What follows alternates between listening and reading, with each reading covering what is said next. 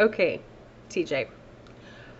I'm not going to read all of chapter 2 to you because there's a point where you get to a murder scene and there are bodies and it's kind of graphic.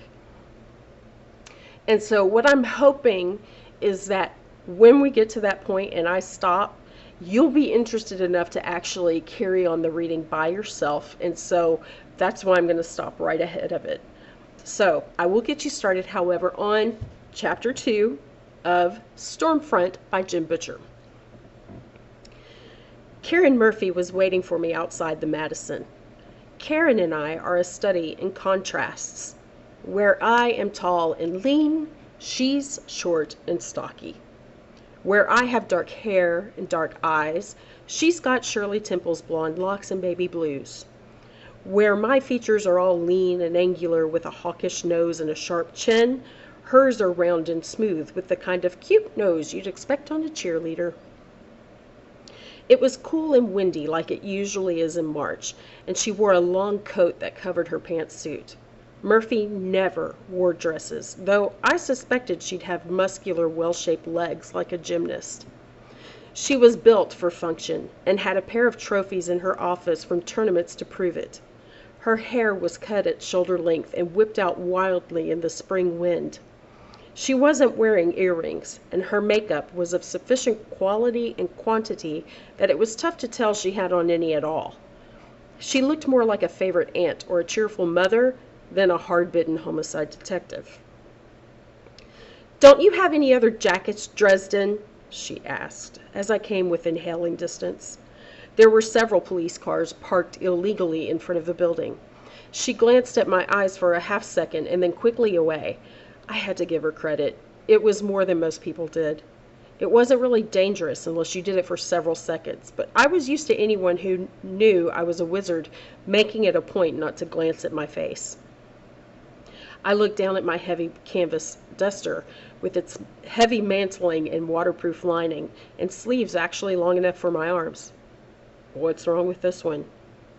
It belongs on the set of El Dorado. And? She snorted, an indelicate sound from so small a woman, and spun on her heel to walk toward the hotel's front doors. I caught up and walked a little ahead of her. She sped her pace. So did I.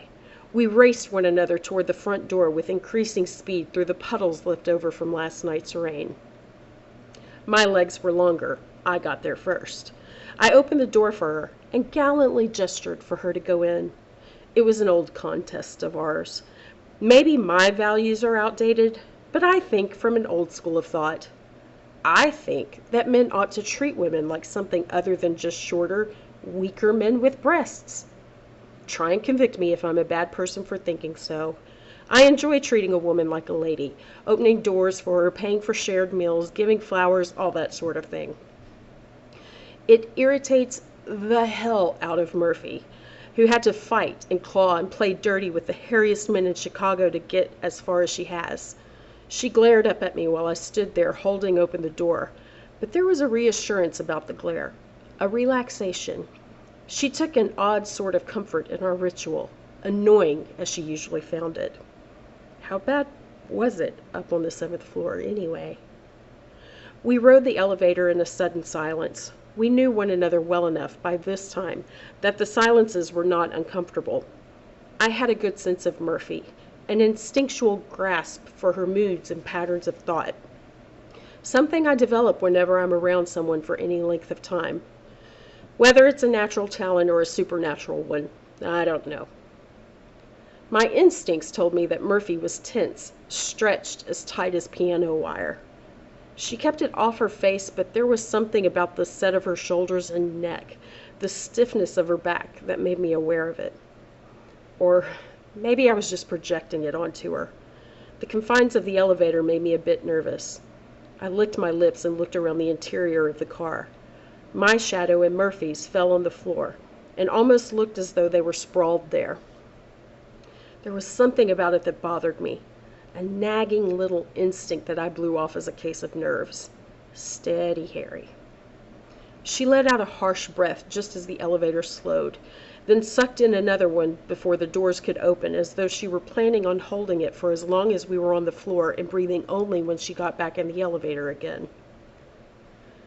Blood smells a certain way, a kind of sticky, almost metallic odor, and the air was full of it when the elevator doors opened.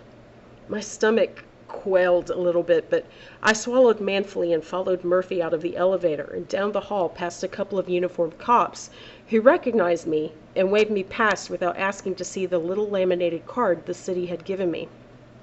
Granted, even in a big city department like Chicago PD, they didn't exactly call in a horde of consultants. I went down in the paperwork as a psychic consultant, I think, but still, unprofessional of the boys in blue. Murphy preceded me into the room. The smell of blood grew thicker, but there wasn't anything gruesome behind door number 1. And that's where I'm going to stop.